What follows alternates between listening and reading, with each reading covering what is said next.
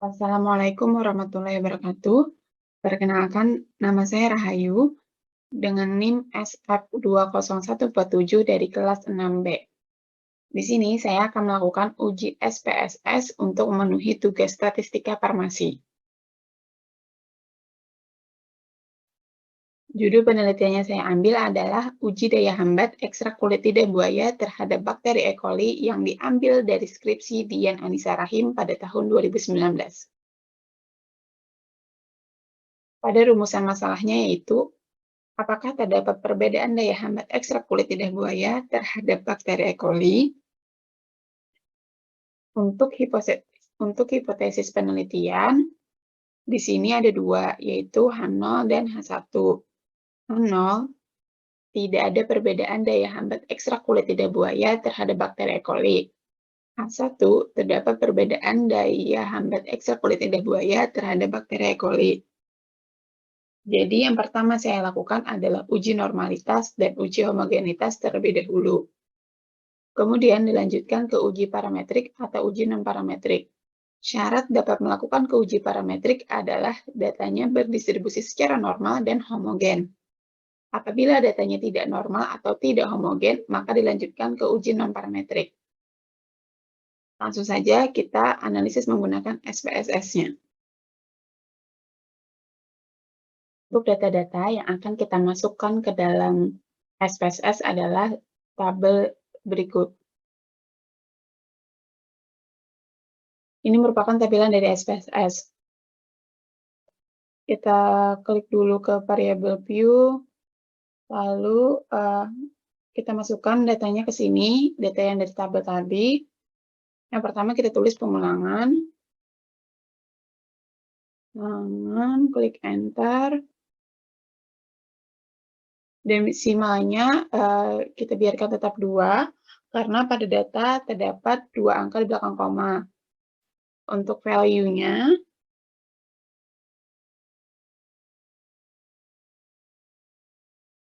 yaitu value 1 itu label pengulangan 1.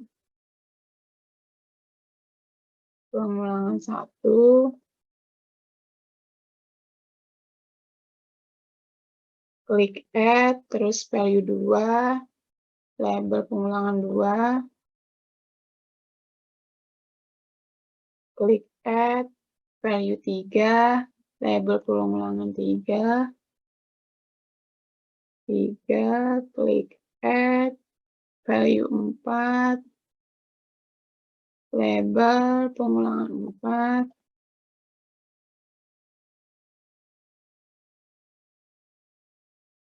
Klik add, dan yang terakhir value 5, label pengulangan 5. Ini klik add. Kenapa ada 5? Karena tadi, maaf ini ada pengulangan. Kenapa ini ada 5? Karena tadi pada tabelnya itu terdapat 5 kali pengulangan. Lalu kita klik OK, kalau sudah benar. Yang kedua, kita tulis lagi, ini di sini kelompok. Klik enter. Desimalnya tetap biarkan 2.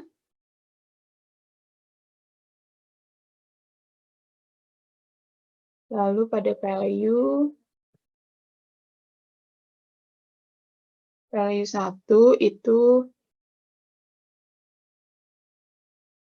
labelnya adalah kontrol positif. Klik add, value 2 itu adalah ekstrak kulit lidah buaya 25%. Klik add. Untuk value 3 itu labelnya ekstrak kulit lidah buaya 50%. Klik add. Untuk value 4 itu labelnya ekstrak kulit lidah buaya 100%. Lalu kita klik Add. Di sini ada 4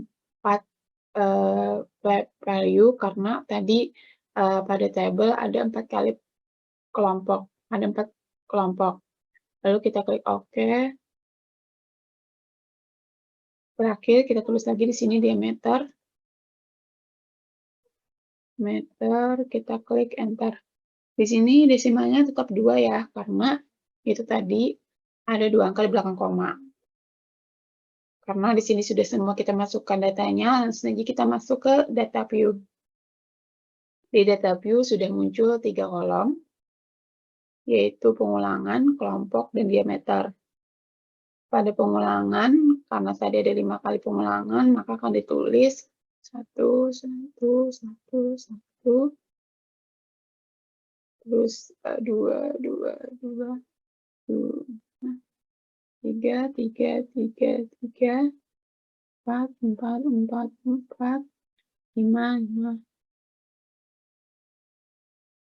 Karena tadi ada pengulangan sebanyak 5 kali dan kelompoknya ada 4, maka ditulisnya seperti ini, jadi ada 20. Terus yang kelompok, pada kolom kelompok, karena ada 4 kelompok perlakuan, maka akan ditulis 1, 2, 3, 4, 1, 2, 3, 4, 1, 2, 3, 4, 2, 3, 4, 1, 2, 3, 4.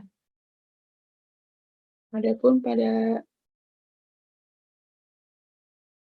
kolom diameter, dimasukkan datanya, yaitu 23,23.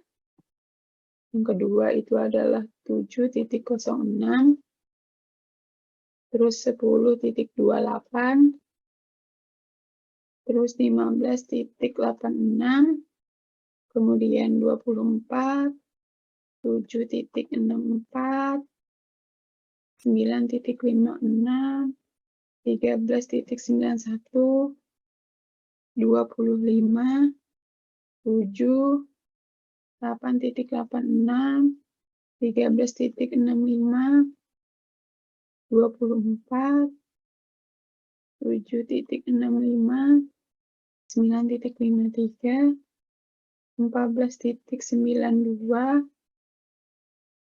22,5, 9,16, 9,98, 16,08.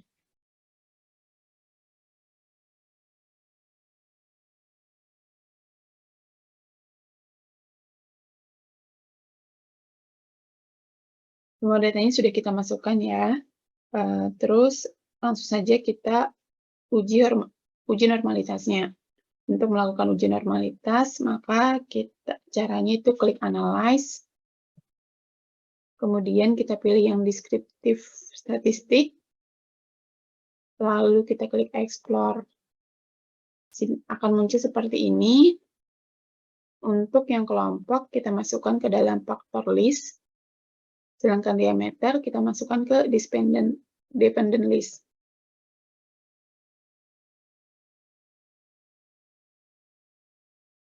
Kemudian kita klik plot di sini, lalu pilih yang normality plot with test.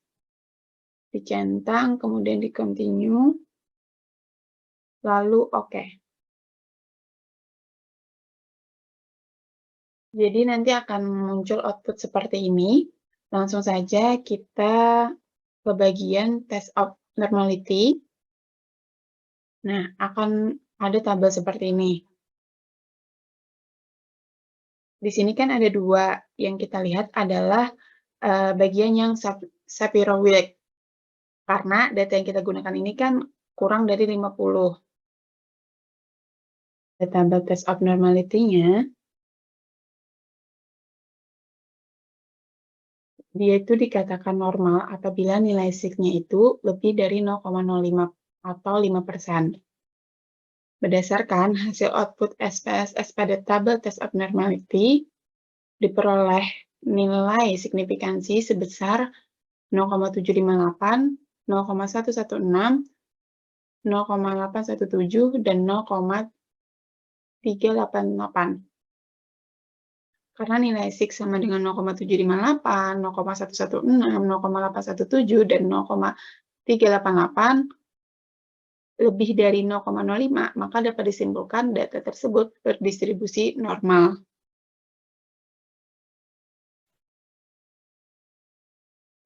Selanjutnya yang kita lakukan adalah uji homogenitas.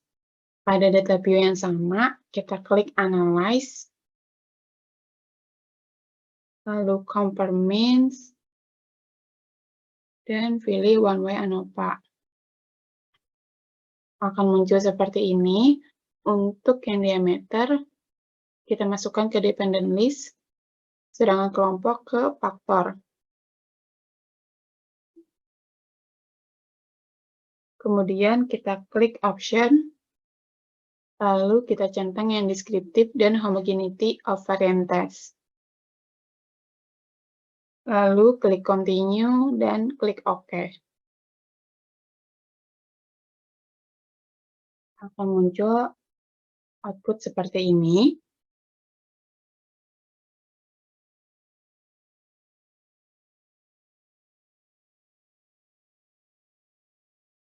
Dapat dikatakan homogen apabila nilai SIK-nya lebih dari 0,05 atau 5%. Berdasarkan hasil output SPSS pada tabel tes Homogeneity of Variance, diperoleh nilai SIK sebesar 0,407.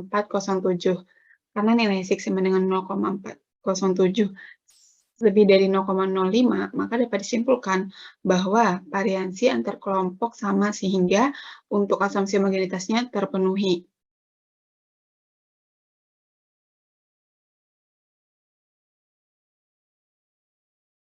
Karena uji normalitas dan uji homogenitasnya terpenuhi, maka dapat dilanjutkan ke uji parametrik. Uji parametrik yang dipilih adalah uji one way ANOVA karena penelitian yang digunakan menggunakan lebih dari 2 sampel. Uji one way ANOVA ini berguna untuk menguji perbedaan rata-rata data lebih dari 2 kelompok. Adapun persyaratan penggunaan uji one way ANOVA yaitu 1. Sampel berasal dari 2 kelompok yang independen. 2.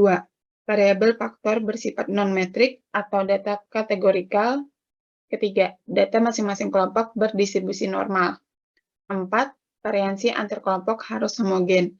Karena semua persyaratan sudah terpenuhi, dapat kita lanjutkan analisis ke uji one way ANOVA. Hipotesis.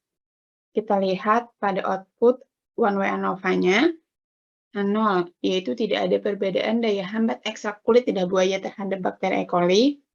H1, terdapat perbedaan daya hambat ekstrak kulit lidah buaya terhadap bakteri E. coli.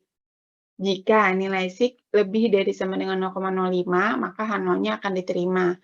Jika nilai SIK kurang dari 0,05, maka H0 ditolak.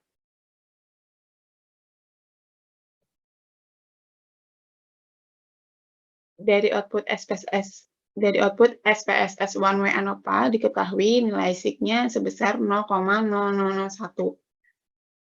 Karena kurang dari 0,05, maka H0 akan ditolak.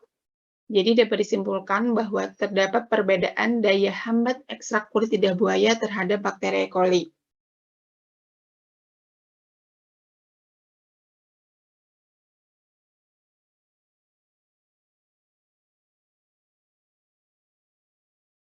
Karena H0-nya ditolak, maka dilanjutkan dengan uji lanjut ANAVA atau post hoc untuk mengetahui manakah dari kelompok-kelompok perlakuan itu yang secara signifikansi berbeda dengan yang lain.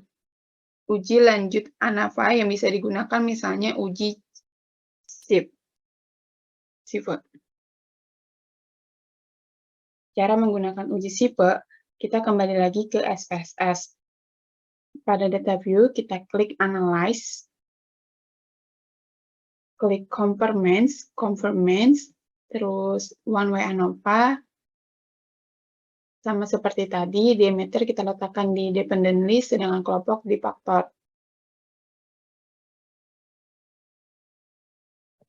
Kita klik Post Hoc, akan muncul seperti ini. Di sini ada dua, ada equivariance assumed dan equivariance not assumed. Equivariance assumed berarti variansinya homogen, sedangkan equivariance not assumed berarti variansinya tidak homogen. Pada data kita tadi kan variansinya homogen, maka kita di bagian equivariance assumed. Di sini pada bagian sieve kita centang signifikansi levelnya tetap 0,05, lalu kita klik continue dan klik OK. Maka muncul output seperti ini, kita langsung saja ke bagian post hoc test. Nah, pada tabel di sini,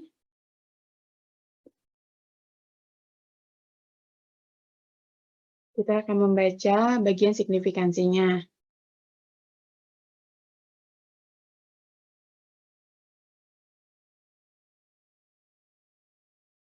Di sini kita akan membaca misalnya nih signifikansi dari antara kelompok kontrol positif dengan kelompok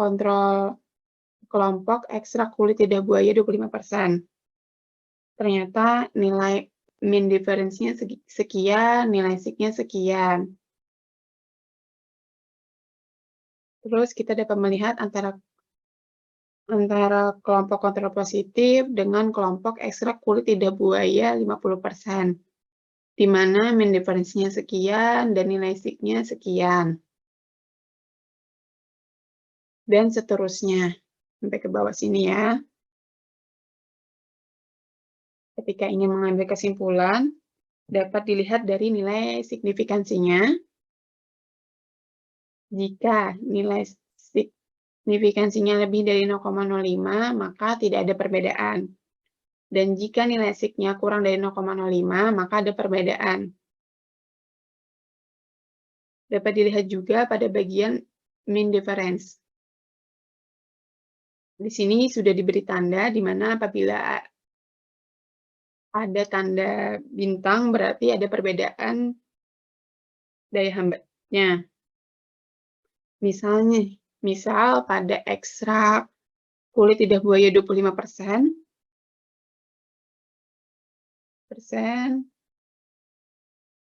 nah, misalnya nih pada kelompok perlakuan kontrol positif dengan kelompok ekstrak kulit lidah buaya 25%.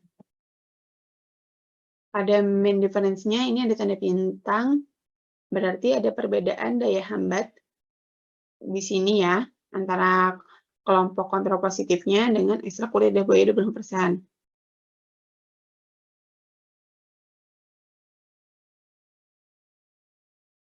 Setelah kita lihat, ternyata nilai signifikansi semua data di sini itu kurang dari 0,05, berarti semuanya ada perbedaan.